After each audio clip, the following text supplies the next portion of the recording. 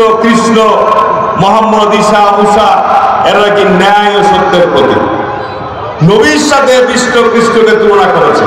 ইসলামের সাথে কি 5 বার ভোট করে নাই? 5 বার পরাজিত করেন নাই আপনারা?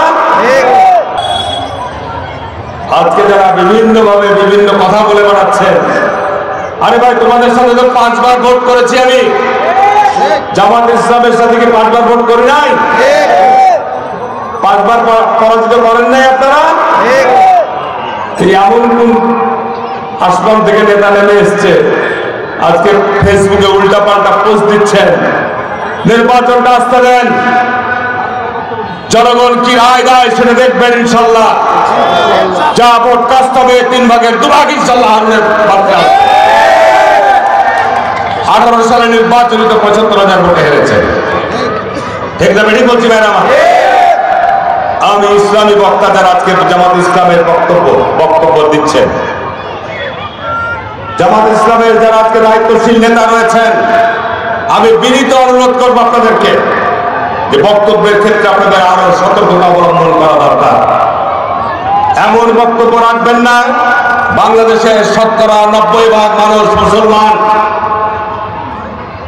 যে বক্তব্যের কারণে বাংলাদেশের ধর্মপ্রাণ মুসলমানদের ঈমান এবং আকীদায় আঘাত করে। আপনারা দেখবেন ইউটিউবে বক্তব্য আছে, আমি মিথ্যা কথা বলছি না। জামাত ইসলামের এমপি পদপ্রার্থী একজন নেতা পূজা মন্দির পরিদর্শন করতে গিয়ে বলছে যে রোজার পূজা মুদ্রার পিটার পিঠ। ঠিক না বেরিয়ে বলছি? ওনার ধর্মীয় জ্ঞানের কত বড় অভাব। উনি বলছেন বিষ্ণু কৃষ্ণ মোহাম্মদ ঈসা মুসা এরা কি ন্যায় ও সত্যের প্রতীক। নবীর সাথে বিষ্ণু কৃষ্ণকে তুলনা করেছে। ওর ঈমান কি আছে ভাই আমার? বলেন, জোরে কথা বলেন, ঈমান আছে? রোজা হচ্ছে আল্লাহর ইবাদত, ঠিক না ঠিক? রোজা হচ্ছে আল্লাহর ইবাদত। এগুলোর গায়ে রক্ত টকবক করে ওঠে। আমরা যারা ইসলামের অনুসারী, আমরা যারা ধর্মীয় মূল্যবোধকে সমুন্নত রাখতে চাই, এই কথাগুলো শোনার পর মাথা ঠিক রাখা যায় না।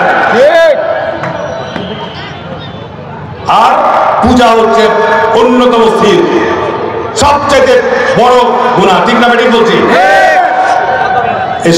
এইসব নেতারাকে আপনারা নমিনেশন দিয়েছেন, এমপি ভোট করবে, তারা নাকি দেশে ইসলাম কায়েম করবে। আমার দাবি করছেন জামাত ইসলাম নাকি একটা ইসলামী দল। আমি পরিষ্কার বলতে চাই জামাত ইসলাম কোন ইসলামী দল নয়। আপনার ওদের ইসলামী বক্তা আপনাকে পাগল বলছে, অনেক আলেমরা। ওই যে আমির হামজা, এটা পাগল। এদেরকে যত তাড়াতাড়ি জামাত থেকে বহিষ্কার করবেন, বাইর করে দিবেন, তত জামাতের জন্য ভালো, ঠিক না বেটি বলছি ভাই আমার?